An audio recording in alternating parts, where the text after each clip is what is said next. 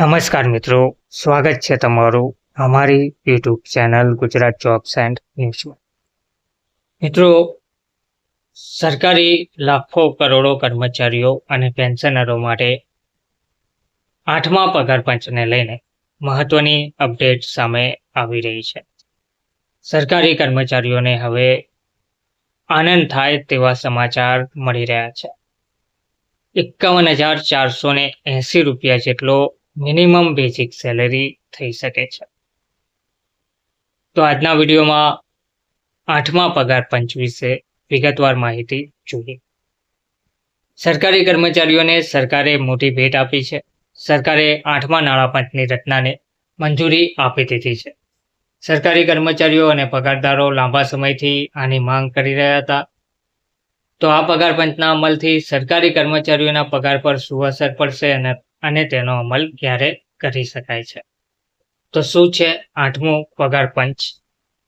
તો 8મું પગાર પંચ એ નાણાં પંચ કેન્દ્ર સરકારના કર્મચારીઓ અને પેન્શનરોને મળતા પેન્શન, ભથ્થા અને પગારમાં ફેરફાર કરશે.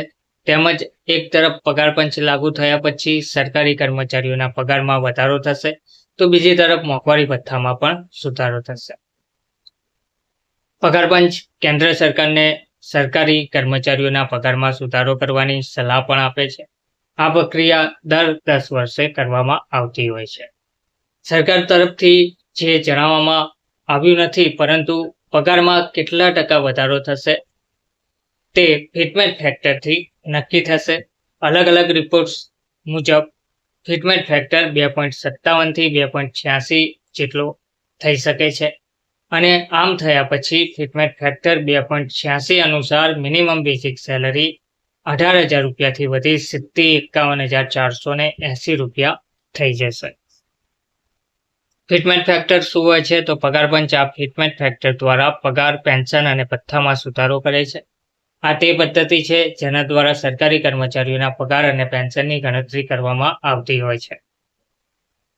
મોંઘવારી, કર્મચારીઓની જરૂરિયાત વગેરે જેવા પરિબળો આમાં સામેલ હોય છે.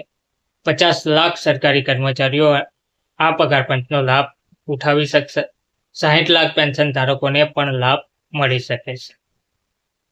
અહેવાલો અનુસાર આ પગાર પંચ 1 જાન્યુઆરી 2026 થી લાગુ થઈ શકે છે.